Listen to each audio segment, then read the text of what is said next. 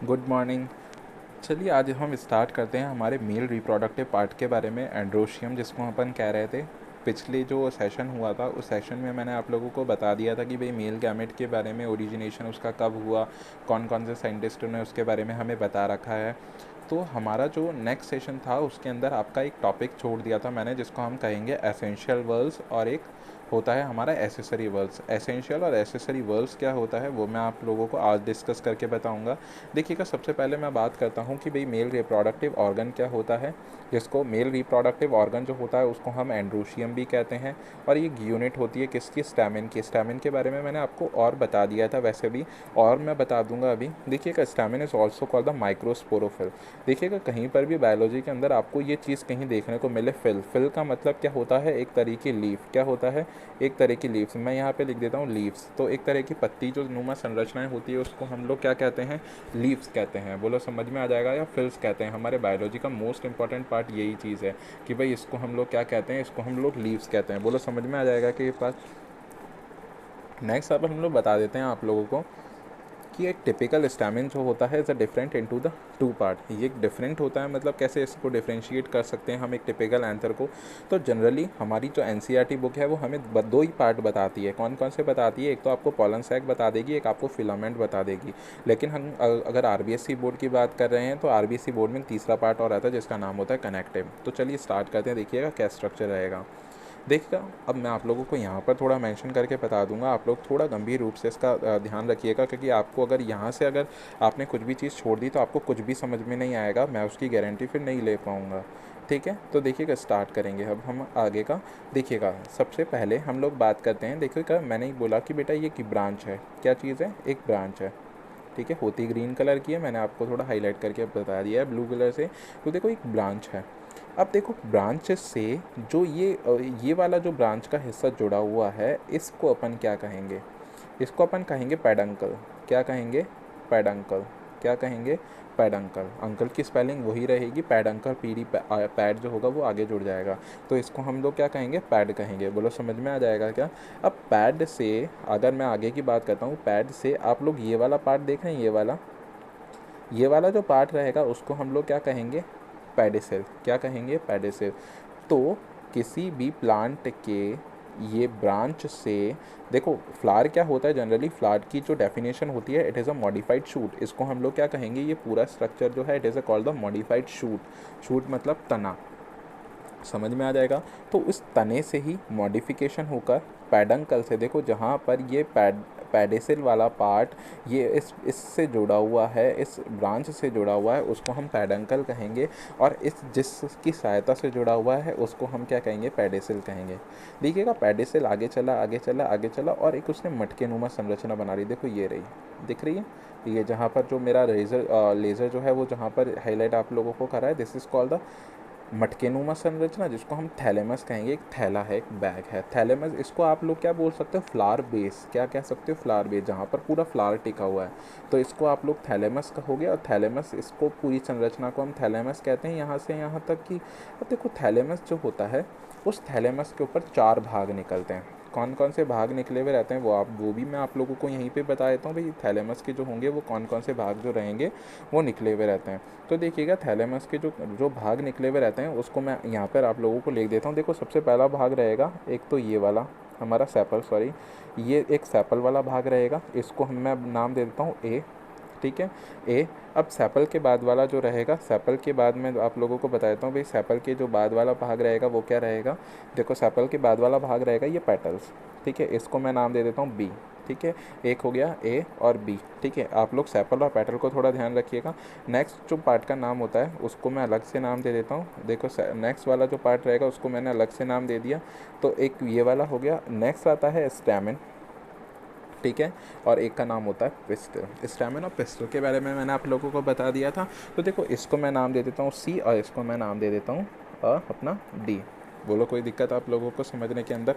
तो बस अब आप लोगों को ज़्यादा दिक्कत नहीं होगी समझने के अंदर, आसानी से आप इन चीज़ों को समझ सकोगे। ठीक है, नेक्स्ट मैं बात कर देता हूँ। देखो क्या होगा हमारा, जैसे मैंने बात करा, देखो ये ए वाला चीज़ और ये बी वाला, 1 2 3 4। अब ये एक हो गया, ये दूसरा हो गया, ये तीसरा हो गया और ये चौथा पार्ट हो गया।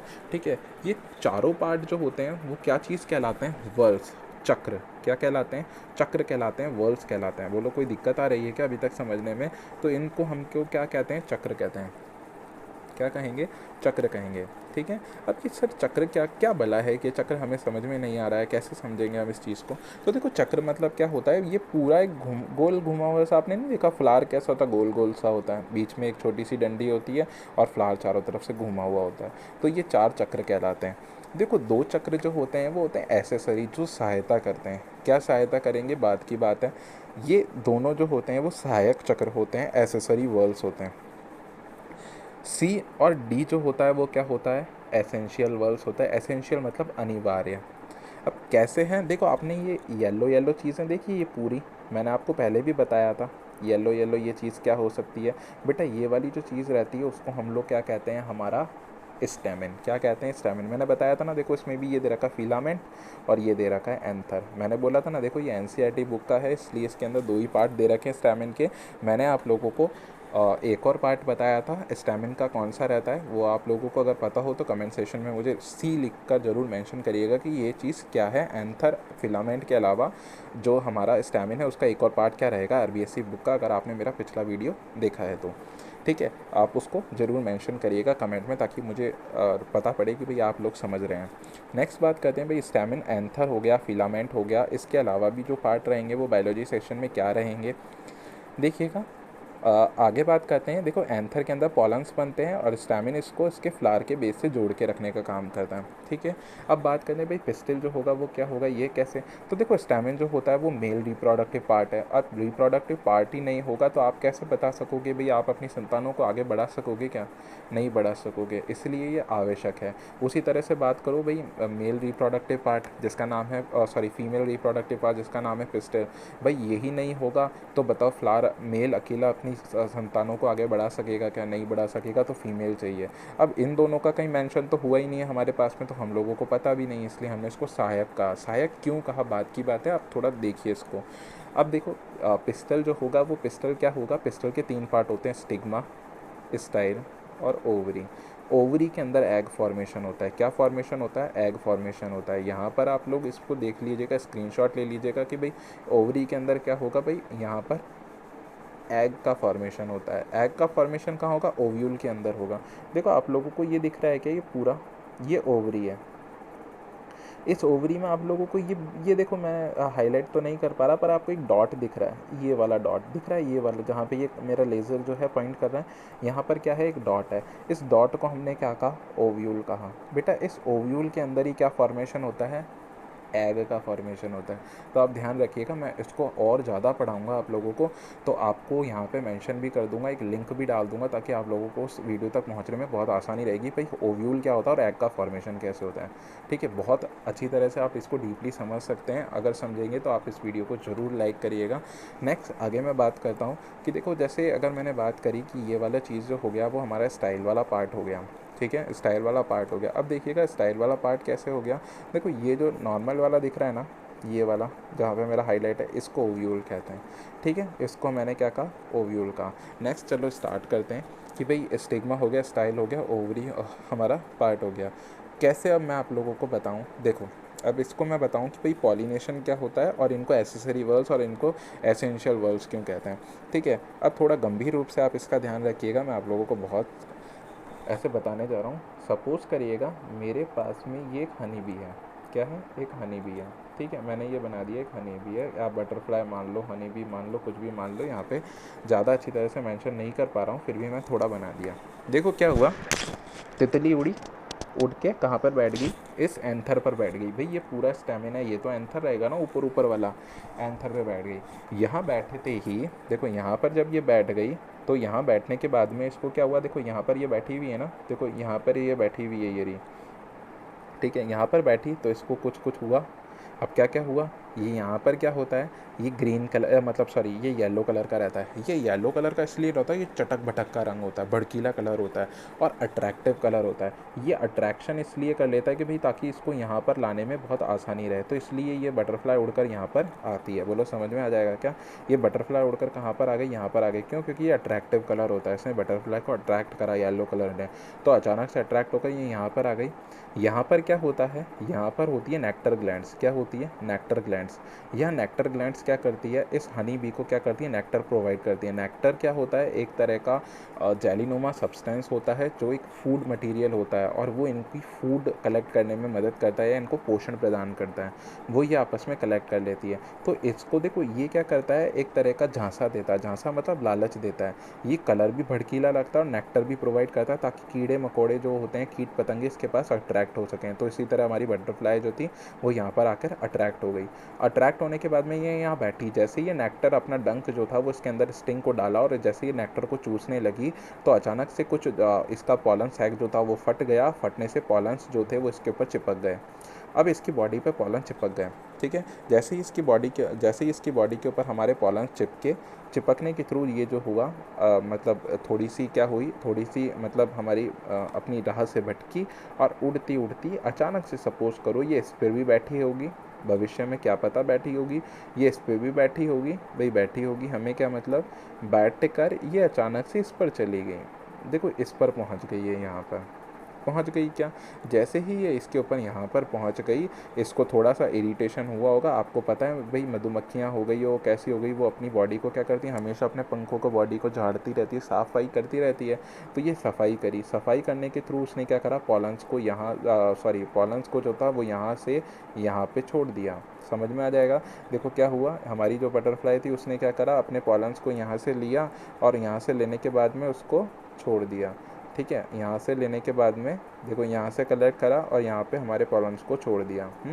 यहाँ से लेने के बाद में जैसे ही इसने हमारे पॉलन्स को छोड़ दिया, यहाँ पे हमारे पॉलन जो थे वो पहुँच गए। और इस पूरे प्रोसीजर को हम लोग क्या कहेंगे, इस पूरे प्रोसीजर को हम लोग कहेंगे हमारा पॉलिनेशन। मैं आपको पहले ही बता चुका हूँ कि भाई पॉलिनेशन क्या होता है, पॉलिनेशन के बारे में बता दिया। भाई देखो यहाँ से यहाँ तक कि पूरे पहुँचने की घटना जो रहेगी वो क्या कहलाएगी, पॉलिनेशन कहलाएगी। बोलो समझ में आया। तो यहाँ से यहाँ तक जो था वो हमारे पॉलन जो थे वो पहुँच गए।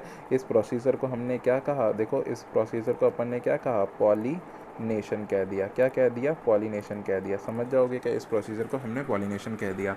और इसमें हमारी जो हनी बी थी उसने क्या काम करा, एक पॉलिनेटर का काम करा है, पॉलन को एक जगह से दूसरे सेशन पे पहुंचाने का, ठीक है। तो देखो ये हो गया हमारे मेल गैमेट मतलब मेल गैमेटोफाइट से लेके फीमेल गैमेटोफाइट तक का सफ़र, ठीक है।